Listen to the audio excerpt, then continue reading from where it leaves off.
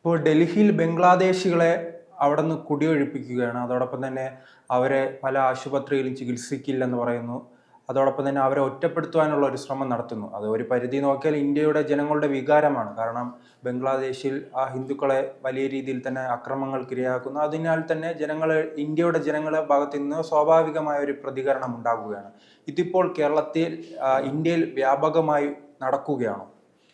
ഇതിനകത്ത് നമ്മൾ കഴിഞ്ഞ കുറേ ദിവസങ്ങളായിട്ട് ചർച്ച ചെയ്തുകൊണ്ടിരിക്കുന്ന കാര്യം ഇത് തന്നെയാണ്. yani ബംഗ്ലാദേശിലെ വിഷയത്തിനകത്ത് ഇന്ത്യയുടെ അല്ലെങ്കിൽ ആഭ്യന്തര അല്ലെങ്കിൽ വിദേശകാര്യ സെക്രട്ടറി ഇടപെട്ടു. അതിനകത്ത് നമ്മുടെ തീരുമാനങ്ങൾ പറഞ്ഞു. അതെങ്കിൽ അതിനകത്ത് ഇന്ത്യ ആഗ്രഹിക്കുന്ന ബംഗ്ലാദേശ് എടുക്കേണ്ട നടപടികളെ പറ്റി പറഞ്ഞു. അപ്പോൾ ആ നടപടികളെ എടുക്കാമെന്ന് പറയുകയും അതിനകത്ത് കേസെടുക്കുകയൊക്കെ പറയുന്നു. പക്ഷേ നമുക്ക് അതിനകത്ത് വളരെ കാലം കൊണ്ട് പരിശോധിക്കുമ്പോഴും നേരത്തെ പരിശോധിക്കുമ്പോഴും നമുക്ക് യോഗ്യമായിട്ടുള്ള മന്ത്രിസഭ ബംഗ്ലാദേശിൽ ഇരിക്കുന്ന സമയത്തും അവിടെ നടന്നുകൊണ്ടിരിക്കുന്ന ചില കാര്യങ്ങളുണ്ട്. കാരണം അവിടുത്തെ ആ ഗവൺമെൻറ്റിൻ്റെ ഭാഗമായിട്ട് ഇന്ത്യയുടെ ഭാഗമായിട്ട് നിൽക്കുന്ന ഗവൺമെൻറ് ഉള്ളപ്പോഴും അവിടെ ഈ നിലപാടുള്ളവരും മതതീവ്ര സംഘടനകളും ചില ജോലികൾ ഇപ്പം ചെയ്യുന്നത് പോലെ വ്യക്തത വരുത്തി ചെയ്യുന്നില്ലെങ്കിലും ചെയ്യുന്നുണ്ടായിരുന്നു. ന്യൂനപക്ഷ വേട്ടയുണ്ടായിരുന്നു. പക്ഷേ ഇപ്പം നമ്മൾ അതിനകത്ത് ഇടപെടുമ്പം അതിനകത്ത് ഒരു രാജ്യത്തിനകത്ത് കയറി ഇടപെടുന്നതിന് ഒരു പരിധിയുണ്ട്. അല്ലെങ്കിൽ നമ്മുടെ ഇസ്രായേലൊക്കെ ചെയ്യുന്നത് പോലെ കയറി അടിക്കാൻ തുടങ്ങും. അപ്പോൾ ഈ നമ്മളുടെ ഒരു നിലപാടും അല്ലെങ്കിൽ നമ്മളുടെ ഈ നമുക്ക് ലോകത്തോട് നമ്മളെടുക്കുന്ന നിലപാടും നമ്മുടെ ഈ രീതികളും വെച്ചിട്ട് നമുക്കങ്ങനെ കയറി അറ്റാക്ക് ചെയ്യാൻ പറ്റും. നമ്മളെ ഇങ്ങോട്ട് അടിക്കുമ്പം അല്ലെങ്കിൽ ഇങ്ങോട്ട് ഒരു അക്രമം രാജ്യത്തൊക്കെ ഉണ്ടാകുമ്പോൾ അതിന് പരിഹാരം ഉണ്ടാക്കാൻ അല്ലെങ്കിൽ അതിന് വേണ്ട നടപടി എടുക്കും എന്നുള്ളതല്ല. രാജ്യത്തിൻ്റെ പരമാധികാരത്തെ ചോദ്യം ചെയ്യുന്നതിന് അല്ലെങ്കിൽ ലോകത്ത് വെച്ചിട്ടുള്ള നിയമങ്ങൾക്കനുസൃതമായിട്ട് അല്ലെങ്കിൽ പരസ്പര രാജ്യത്തോട് എങ്ങനെയാണ് കാര്യങ്ങൾ കൈകാര്യം ചെയ്യേണ്ടത്, അല്ലെങ്കിൽ അല്ലെങ്കിൽ എങ്ങനെയാണ് രാജ്യങ്ങൾ തമ്മിലുള്ള ബന്ധം നല്ല രീതിയിൽ നിലനിർത്തുന്നുണ്ട്. അപ്പോൾ അതൊക്കെ പാലിച്ചാണ് നമ്മൾ മുന്നോട്ട് പോകുക. അപ്പോൾ നമ്മളതിൻ്റെ ആ രീതിയിലേക്ക് എല്ലാ കാര്യങ്ങളും തുടർന്നുകൊണ്ട് പോകുന്നതിനോടൊപ്പം നമ്മുടെ രാജ്യത്തിൻ്റെ സുരക്ഷ നമ്മൾ വളരെ കൃത്യമായിട്ട് നോക്കിയേ മതിയാവത്തുള്ളൂ. കാരണം ബംഗ്ലാദേശിൽ ഇപ്പോൾ ഉരുത്തിരിച്ചിരിക്കുന്ന ഗവൺമെൻറ്, ആ ഗവൺമെൻറ് ആഗ്രഹം എന്ന് പറഞ്ഞാൽ ഇന്ത്യയെ നശിപ്പിക്കുക എന്നുള്ളതാണ്. കാരണം ഇന്ത്യയോട് വിരോധമുള്ള ആൾക്കാരുടെ ഒരു കൂട്ടായ്മ കൂടി ഒരു ജനാധിപത്യ ഗവൺമെന്റിനെ നശിപ്പിച്ചതിന് ശേഷം അവർ ഇന്ത്യ വിരുദ്ധരായിട്ട് നിൽക്കുകയാണ്. അവർ പണ്ടും ഇന്ത്യ വിരുദ്ധരാണ്. ഇപ്പം അവരുടെ കയ്യിലാണ് ബംഗ്ലാദേശിന്റെ അധികാരം. അപ്പോൾ അവർ അതിനകത്ത് നിന്നിട്ട് ഹിന്ദുക്കളെ ആക്രമിക്കുന്നത് പോലെ, അല്ലെങ്കിൽ നിങ്ങൾ മോദിയുടെ ആളാണെന്ന് പറഞ്ഞ് ആക്രമിക്കുന്നത് പോലെ ഇന്ത്യക്കകത്തോട്ട് കയറി കടന്നാക്രമണത്തിന് സാധ്യതയുണ്ട്. മാത്രമല്ല ഇന്ത്യയെ കടന്നാക്രമിക്കുന്നതിന് ബംഗ്ലാദേശിനെ എങ്ങനെ ഉപയോഗിക്കാമെന്ന് വിചാരിക്കുന്ന പാകിസ്ഥാൻ ഇതിൻ്റെ പുറകിലുണ്ട്. അല്ലെങ്കിൽ ചൈന ഇതിനെല്ലാം സപ്പോർട്ട് കൊടുക്കുന്നുണ്ട്. അല്ലെങ്കിൽ ഇന്ത്യയുടെ എക്കണോമി തകർന്നുകൊട്ടെ അല്ലെങ്കിൽ തകർക്കണമെന്ന് വിചാരിക്കുന്ന അമേരിക്ക ഇതിൻ്റെ പുറകിലുണ്ടെന്ന് പറയുന്നു. അപ്പോൾ ഇതിനകത്ത് നമ്മൾ ശ്രദ്ധിക്കേണ്ട ഒരു കാര്യം എന്ന് പറഞ്ഞാൽ നമ്മളുടെ ഭാഗമായിട്ട് അല്ലെങ്കിൽ നമ്മളുടെ ഏറ്റവും അടുത്ത സുഹൃത്തായിട്ടുള്ള അയൽരാജ്യമായിട്ട് നിന്ന സമയത്ത് അല്ലെങ്കിൽ സമയത്ത് നമ്മൾ ബംഗ്ലാദേശികൾക്ക് ഒരു അല്ലെങ്കിൽ ഇവിടെ വരുന്നതിനും അല്ലെങ്കിൽ അവർക്കിവിടെ ബിസിനസ് ചെയ്യുന്നതിനും അവർക്കിവിടെ താമസിക്കുന്നതിനും അല്ലെങ്കിൽ അവിടുന്ന് നമ്മൾ അനധികൃതമായിട്ട് ഇവിടെ കുടിയേറിയിട്ടുള്ളവരും അല്ലെങ്കിൽ കുടിയേറ്റമായിട്ട് നിൽക്കുന്നുള്ളവരും അനധികൃതമായിട്ട് കയറിയിട്ടുള്ളവരും നമ്മളുടെ സമീപനത്തിനകത്ത് നിരീക്ഷണം ഉണ്ടെങ്കിലും ഒരു നല്ല സമീപനമായിരുന്നു. അല്ലെങ്കിൽ ഉപദ്രവിക്കുന്ന സമീപനം അല്ലെങ്കിൽ അവരെ പെട്ടെന്ന് ആ രാജ്യത്തേട്ട് തിരിച്ചുവിടുന്ന സമീപനമൊക്കെ എടുക്കുന്നതിനകത്തൊരു ആലോചന ഉണ്ടായിരുന്നു. ആ രാജ്യങ്ങൾ തമ്മിലുള്ള ഒരു ബന്ധത്തിൻ്റെ ഭാഗം. അപ്പം തിരിച്ചു കയറ്റി വിട്ടാൽ ആ രാജ്യത്തിന് ഇപ്പം എന്ത് സംഭവിക്കും, അല്ലെങ്കിൽ ആ രാജ്യത്തിന് അന്നേരം നേരിടേണ്ടി വരുന്ന ഇപ്പം 2 കോടി ജനത്തിനെ പെട്ടെന്ന് ബംഗ്ലാദേശിലോട്ട് കയറ്റിയിട്ട് ആ രാജ്യം നേരിടേണ്ടി വരുന്ന പ്രശ്നം, അവരെ താമസിപ്പിക്കണം, അവർക്ക് ഭക്ഷണം കൊടുക്കണം, അവരുടെ കാര്യങ്ങൾ,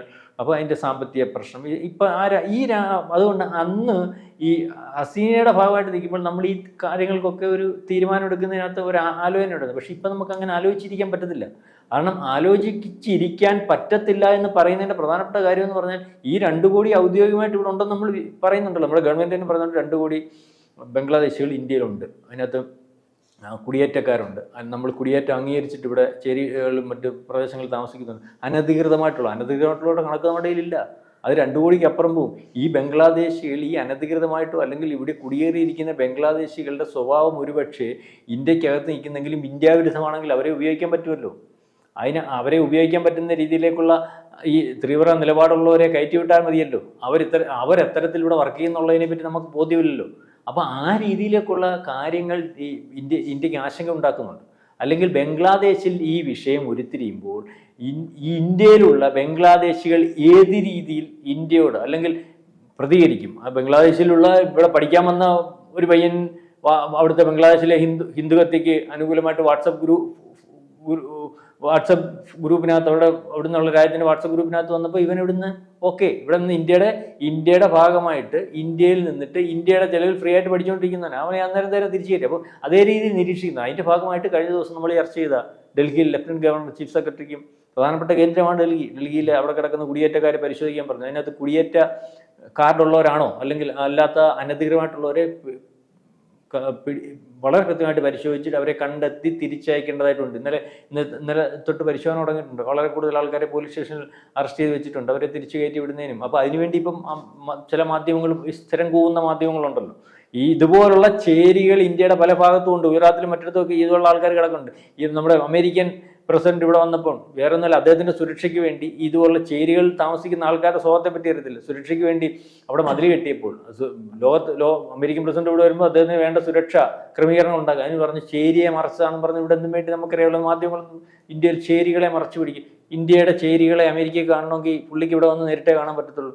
എന്നിട്ട് നമ്മുടെ വീട് ഉൾപ്പെടെ നമുക്കിപ്പോൾ സാറ്റലൈറ്റ് ഫോട്ടോ എടുത്ത് വെച്ചാൽ കാണാൻ പറ്റുന്ന ലോകമാണ്. അപ്പം ഇന്ത്യയിൽ എന്ത് നടക്കുന്ന, ലോകത്ത് എന്ത് നടക്കുന്നു അവർക്ക് നേരിട്ട് കാണാൻ പറ്റുന്ന ലോകത്ത് ഈ ആൾക്കാരെ തെറ്റിദ്ധരിപ്പിക്കുന്നവരെ ഞാനീ പറഞ്ഞത്. അപ്പം ഈ രീതിയിൽ കാര്യങ്ങൾ പൊയ്ക്കൊണ്ടിരിക്കുകയാണ് എല്ലാ രീതിയിലും. ഇപ്പം ആസാമിലായാലും പശ്ചിമ ബംഗാളിലായാലും നമ്മുടെ അതിർത്തി ഭാഗങ്ങളിലായാലും ജനം മൊത്തം തിരിഞ്ഞിരിക്കുകയാണ്. കാരണം അവിടെ താമസിക്കാൻ ഫ്ലാറ്റുകൾ കൊടുക്കുന്നില്ല. ജനം തന്നെ അവിടെ വന്ന് കച്ചവടക്കാരുടെ കച്ചവടം ഒഴിപ്പിച്ചു വിടുന്ന ഒരവസ്ഥ, അല്ലെങ്കിൽ ഇനി കച്ചവടം ഇവിടെ ചെയ്യേണ്ട, ഇവിടെ താമസിക്കേണ്ട, ഫ്ലാറ്റുകൾ കൊടുക്കുന്നില്ല, അല്ലെങ്കിൽ ചികിത്സാ സംവിധാനം അവിടെ പശ്ചിമ ബംഗാളൊന്നുമില്ല. ഇവിടുത്തെ ഡോക്ടർമാർ ചികിത്സാ സംവിധാനങ്ങൾ നിഷേധിക്കുന്ന ആശുപത്രികൾ വരെ ചികിത്സിക്കുന്നതിന് ഇന്ത്യൻ ആശുപത്രികൾ വേണ്ടെന്ന് തീരുമാനിക്കുന്നു. അപ്പോൾ ഈ രീതിയിലേക്കുള്ള ഇന്ത്യക്ക് അകത്തുള്ള ജനങ്ങൾ മൊത്തവും വെറുത്ത്, അല്ലെങ്കിൽ ഇവർക്ക് ഇവിടെ വരാനോ പഴയതുപോലെ ഇടപഴകാനോ അല്ലെങ്കിൽ ഇന്ത്യയെ ആശ്രയിച്ച് ജീവിക്കാനോ കച്ചവടക്കാർക്കോ അല്ലെങ്കിൽ മറ്റ് സംവിധാനങ്ങൾക്കോ ഒന്നും കഴിയാത്തൊരവസ്ഥയുണ്ട്. ഇപ്പോൾ കഴിഞ്ഞ ദിവസം പശ്ചിമ ബംഗാളിൽ വേറെ വിഷയം ഉണ്ടായി. പശ്ചിമ ബംഗാളിൽ ഈ ശൈത്യകാല മേളയിൽ ഏറ്റവും പ്രധാനപ്പെട്ട മേള വിധാ നഗർ മേള, മനസ്സിലായില്ലേ? ഈ വിധാനങ്ങൾ എന്ന് പറഞ്ഞാൽ അതിനകത്ത് ഏറ്റവും കൂടുതൽ 500 സ്റ്റാൾ കാണും. അവിടുത്തെ മുനിസിപ്പാലിറ്റിയുടെ കെയർ ഓഫിൽ നടക്കുന്ന ഒരു വലിയ മേള. ഈ മേളയിൽ പശ്ചിമ ബംഗാളുകാർ പങ്കെടുക്കണ്ട, അവരെ പങ്കെടുപ്പിക്കാൻ സമ്മതിക്കത്തില്ലെന്ന് പറഞ്ഞ് ജനം നിൽക്കുകയാണ്. അവരെ പങ്കെടുക്കേണ്ടത്. കാരണം ഇതിനകത്തൊരു 500 സ്റ്റാൾ കാണും. ഈ സ്റ്റാളിനകത്തൊരു 250 സ്റ്റാൾ അവിടുത്തെ കച്ചവടക്കാർ വന്ന് ഇവിടെ കച്ചവടം കാലാകാലങ്ങളായിട്ട് കച്ചവടം ചെയ്തുകൊണ്ടിരിക്കുന്നത്. അവർ കച്ചവടം ചെയ്യുക, ഈ പൈസ അവർ കൊണ്ടുപോകണം. അപ്പോൾ ഈ രീതിയിൽ അവിടുത്തെ വ്യവസായങ്ങൾ മൊത്തവും പൂട്ടിപ്പോകുന്നു, അല്ലെങ്കിൽ ഈ രാജ്യങ്ങളിൽ ഉള്ള ബന്ധമില്ലാതാകുന്നു, ഇന്ത്യയുമായിട്ട് ബന്ധപ്പെട്ട കാര്യങ്ങളെല്ലാം മുടങ്ങുന്നു. കാരണം ഇന്ത്യക്കകത്തെ ആൾക്കാർക്ക് ഇവരെ ഇനി ഉൾക്കൊള്ളുന്നതിനകത്ത്, അല്ലെങ്കിൽ പശ്ചിമ ബംഗാൾ ഇതുപോലെ അടുത്ത സംസ്ഥാനങ്ങളിലൊന്നും ഈ പറയുന്ന ബംഗ്ലാദേശികളെ ഉൾക്കൊള്ളുന്നതിനകത്ത് താല്പര്യമില്ല. ജനം തിരിഞ്ഞു തുടങ്ങി. അപ്പോൾ ഇതിനകത്ത് അവരുടെ കച്ചവടം ഇവിടെ വേണ്ട, കച്ചവടം ചെയ്തു കഴിഞ്ഞാൽ ഈ മേള ഇവിടെ നടത്താൻ സമ്മതിക്കത്തില്ല എന്ന് പറയുന്നുണ്ട്. അതുപോലെ അതിനോടനുബന്ധിച്ച് തന്നെ ഈ പറയുന്ന ഈ ജനുവരി 28 നടക്കുന്ന ഈ ബിധാൻ നഗർ മുനിസിപ്പാലിറ്റിയുടെ കെയർ ഓഫിൽ, അല്ലെങ്കിൽ അവിടെ തന്നെ നടക്കുന്ന ഒരു പുസ്തകമേളയുണ്ട്. ഇതിനകത്തും പങ്കെടുത്തുകൊണ്ടിരുന്നത്. അപ്പോൾ ഇതിലൊന്നും ഈ പശ്ചിമ ബംഗാളിലുള്ള ആൾക്കാരെ ഈ ബംഗ്ലാദേശിലുള്ള ആൾക്കാരെ പശ്ചിമ ബംഗാളിലുള്ള ആൾക്കാരും, അല്ലെങ്കിൽ ആസാമിലുള്ള ആൾക്കാരും, ബീഹാറിലുള്ള ആൾക്കാരും, അതിർത്തി പ്രദേശങ്ങളിൽ ഇങ്ങേയറ്റം ഡൽഹിയിൽ വരെ, അല്ലെങ്കിൽ ഇന്ത്യയിലുടനീളം അവരെ വേണ്ട, അവർ കുഴപ്പക്കാരാണ്, അവർ ഈ രാജ്യദ്രോഹികളാണ് എന്നുള്ള രീതിയിലും, അല്ലെങ്കിൽ ഇതുപോലെ ഇന്ത്യക്കാരെ ഏത് സമയത്തും ആക്രമിക്കും, അല്ലെങ്കിൽ ഇന്ത്യക്ക് ഗുണമുള്ള ആൾക്കാരല്ല എന്നുള്ള രീതിയിൽ. ഒരുപക്ഷെ ഇതിനകത്ത് എത്രത്തോളം അത്തരത്തിലുള്ള ആൾക്കാർ ഉണ്ടോ എന്നുള്ളതിൽ എന്തായാലും പരീക്ഷണത്തിന് തയ്യാറായിട്ട് പോകുന്ന ഒരവസ്ഥയിലേക്കല്ല ഇന്ത്യയിലുടനീളമുള്ള ജനങ്ങൾ. കാരണം അവിടുത്തെ ന്യൂനപക്ഷ വേട്ട ഇത്രയും വലിയ രീതിയിൽ ചർച്ചയാകുമ്പോൾ, അല്ലെങ്കിൽ അത് വളരെ ക്രൂരമാകുമ്പോൾ ലോകത്തുടനീളം ചർച്ചയാകുന്നതിൻ്റെ കൂടെ ഇന്ത്യയിലുടനീളം ചർച്ചയായിക്കൊണ്ടിരിക്കുകയാണ്. ഇന്ത്യയിലുടനീളം പശ്ചിമ ബംഗാളിൽ കണ്ട പ്രകടനങ്ങൾ, അതിർത്തി സംസ്ഥാനങ്ങളിലൊക്കെ പ്രകടനങ്ങൾ, അതിനുശേഷം ഈ പറയുന്ന ആസാം ഉൾപ്പെടെയുള്ളതിനകത്ത് ഈ ബംഗ്ലാദേശിൽ നിന്നുള്ളവരോടുള്ള സമീപനം. അപ്പോൾ ഈ രീതിയിലേക്ക് കാര്യങ്ങൾ പൊയ്ക്കൊണ്ടിരിക്കുകയാണ്. അതായത് ഈ രീതിയിലേക്ക് കാര്യങ്ങൾ പോവുകയാണെങ്കിൽ ഈ ത്രിപുര പോലെയുള്ള സംസ്ഥാനത്ത് അവിടുത്തെ മുഖ്യമന്ത്രി എന്നൊരു നിലപാട് നമുക്കറിയാമല്ലോ. ഇവിടുന്ന് ഒരു ബസ് റൂട്ട് ഉണ്ടായിരുന്നുണ്ട്. ബസ് റൂട്ടിൽ ചെന്ന് നമ്മുടെ ആൾക്കാരെ, ത്രിപുരയിലുള്ള ആൾക്കാരെ വരട്ടുന്ന ഒരവസ്ഥ ഉണ്ടായി. കറണ്ടും കട്ട് ചെയ്യാൻ തീരുമാനിച്ചു. അല്ലെങ്കിൽ നേരത്തെ കറണ്ട് കട്ട് ചെയ്യുന്ന അവസ്ഥയൊന്നും ഇല്ലായിരുന്നു. കാരണം 200 കോടി രൂപ കൊടുക്കാനുള്ള. അപ്പോൾ ആ പൈസ അവിടെ നിർത്തിക്കൊണ്ട് തന്നെ കറണ്ട് കൊടുക്കുകയും അല്ല സഹായം കൊടുക്കുകയൊക്കെ ചെയ്യുന്നു. അപ്പം മാത്രമല്ല ഇവരുടെ സ്വാതന്ത്ര്യം, അല്ലെങ്കിൽ 71 അവർക്കിടെ സ്വതന്ത്ര രാജ്യമായിട്ട് അംഗീകരിപ്പിച്ചു കൊടുക്കുന്നതിനകത്ത് ഈ ത്രിപുരയിലുള്ള സ്വാതന്ത്ര്യ സമര സേനകളിലൊക്കെ വളരെ കൂടുതൽ പങ്കെടുത്തിട്ടുള്ള, അല്ലെങ്കിൽ ഇന്ത്യയുടെ ആ രാജ്യത്തിൻ്റെ ഉത്ഭവത്തിന് അല്ലെങ്കിൽ അതിനുശേഷം പട്ടിണി കിടന്നപ്പോൾ ഇന്ദിരാഗാന്ധി സ്റ്റാമ്പ് അടിച്ചു കൊടുത്തിട്ട് നമ്മുടെ ഓരോരുത്തരുടെയും വീട്ടിൽ നിന്ന് നിർബന്ധമായിട്ട് പിരിവ് നടത്തിയ ഒരു കാലം ഉണ്ടായിരുന്നു അവിടുത്തെ പട്ടിണി മാറ്റാൻ. ആ രീതിയിൽ ഇന്ത്യയിൽ സ്റ്റാമ്പ് അടിച്ചു കൊടുത്തിട്ട് ഇന്ത്യയിലെ ജനങ്ങളുടെ കയ്യിൽ നിന്ന് അന്ന് 5 രൂപ വെച്ചാന്ന് തോന്നുന്നു, നമുക്ക് നമ്മുടെയൊക്കെ മുതിർന്നവർക്ക് ചോദിച്ചാൽ അറിയാം, പാകിസ്ഥാൻ ഈ ബംഗ്ലാദേശിലെ പട്ടിണി മാറ്റുന്നതിന് വേണ്ടി ആ രീതിയിൽ ആ രാജ്യത്തെ സഹായിച്ച ഒരു രാജ്യമാണ് ഇന്ത്യ. ആ സഹായം ഏറ്റുവാങ്ങിയ ആൾക്കാരുടെ രാജ്യത്തെ ആൾക്കാരാണ് നമ്മളെ ഇപ്പം ഈ രീതിയിൽ കൈകാര്യം ചെയ്യുന്നതിന് വേണ്ടി നിൽക്കുന്നത്. അതിനകത്ത് എല്ലാവരെയും ഒന്നും പറയേണ്ട കാര്യമില്ല. അതിനകത്ത് പറയുന്ന ആൾക്കാർ എന്തായാലും അവരുടെ ശബ്ദമാണ് ഇപ്പം ഏറ്റവും മുമ്പിൽ നിൽക്കുന്നത്. ഇന്ത്യയെ തീർക്കണമെന്ന് പറഞ്ഞ് നിൽക്കുന്ന ബംഗ്ലാദേശികളുടെ അല്ലെങ്കിൽ ബംഗ്ലാദേശിന്റെ ശബ്ദമാണ്. അതിനകത്ത് നമുക്ക് ഭാഗമായിട്ട് നിൽക്കുന്നവരുണ്ടാവത്തില്ലെന്നും പറയുന്നില്ല, ഭാഗമായിട്ട് നിൽക്കുന്നവർ കാണും.